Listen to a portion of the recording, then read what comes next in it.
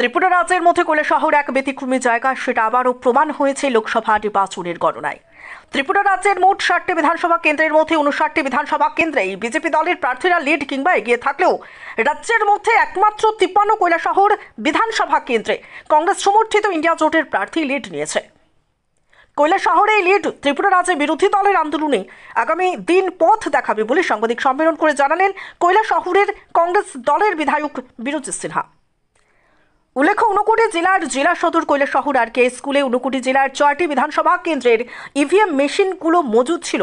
ঊনকোটি জেলার অধীনে থাকা 4টি বিধানসভার মধ্যে পূর্ব ত্রিপুরা লোকসভা আসনে বিজেপি দলের প্রার্থী কৃতি সিং দেববর্মন 50 পাবিয়াছড়া বিধানসভা কেন্দ্রে 17,388 ভোটে, 51 ফটিকরা বিধানসভা কেন্দ্রে 20,630 ভোটে এবং 52 চণ্ডীপুর বিধানসভা কেন্দ্রে 14,646 ভোটে লিড নিল।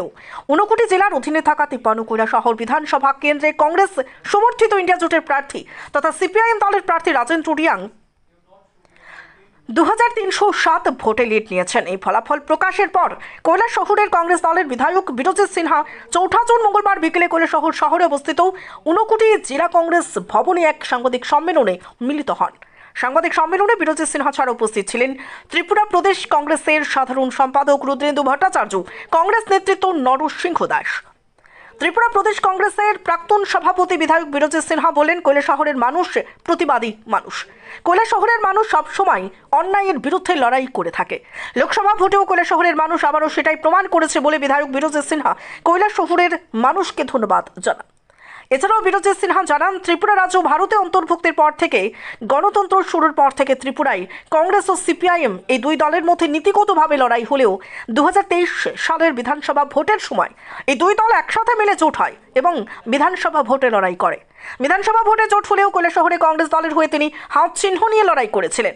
এবারও আবার লোকসভা ভোটে কংগ্রেস এবং সিপিআইএম দল একসাথে মিলে জোট হয়ে পূর্ব ত্রিপুরা লোকসভা আসনে ইন্ডিয়া জোটের প্রার্থী রাজেন্দ্র রিয়াং ছিলেন। তবে লোকসভা ভোটে ইন্ডিয়া জোটের প্রার্থী তথা সিপিআইএম দল মনোনীত রাজেন্দ্র রিয়াং হাতুড়ির কাছে চিহ্ন দিয়ে ভোটে প্রার্থী হবার পর চিহ্ন নিয়ে কৈলাসহরের সমস্যা হলেও কৈলাসহরের মানুষদের ইন্ডিয়া জোটের প্রার্থী বলে প্রচার করায় কৈলাসহরের মানুষ আবারও প্রতিবাদী ভূমিকা রাখে। অর্থাৎ কংগ্রেস সমর্থিত ইন্ডিয়া জোটের প্রার্থী সবচেয়ে বেশি ভোট পেয়েছে বলে জানান। লোকসভা ভোটের কৈলাসহরের প্রতিবাদী ফলাফলে আগামী দিনে ত্রিপুরা রাজ্যের বিরোধী আন্দোলনে পথ দেখাবে বলে বিরোচিত সিনহা আশা ব্যক্ত করেছেন। তবে গোটা ত্রিপুরা রাজ্যে কংগ্রেস দলের 3 জন বিধায়ক এবং সিপিআইএম দলের 11 জন বিধায়ক থাকার পরও একমাত্র কৈলাসহর ছাড়া অন্যান্য বিজেপি বিরোধী বিধায়কের আসনে ইন্ডিয়া জোটের প্রার্থী লিড না করায় কৈলাসহরে বরাবর স্রোতের বিপরীতে চলে এবং কৈলাসহরের মানুষ প্রতিবাদী মানুষ, সেটা আবারও প্রমাণ করে দিল বলে রাজনৈতিক বিশেষজ্ঞদের অভিমত।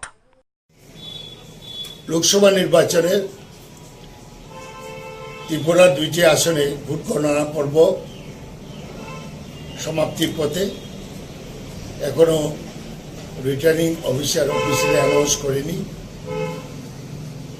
60টা বিধানসভা কেন্দ্র এবং আমাদের রেজাল্টে যা খবর পেয়েছি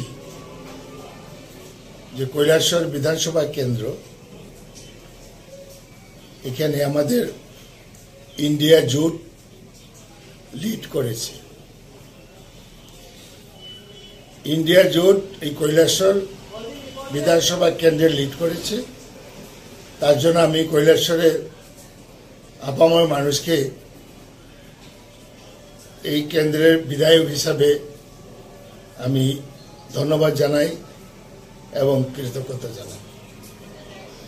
কৈলাসহরের মানুষ সবসময় প্রতিবাদী মানসিকতা নিয়ে কাজ করে, অন্যায়ের বিরুদ্ধে লড়াই করে।